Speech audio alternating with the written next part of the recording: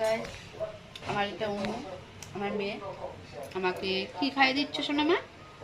মাংস আর আমার ঝোল। মাংস ঝোল ইয়াম্মি। ওই শোনা মা খাইয়ে দিচ্ছে আমাকে। মাতে আমাদের মাতে টেস্টি টেস্টি রান্না হয়েছে। ও মাম, কে চিকেন রান্না করেছে মাম্মা?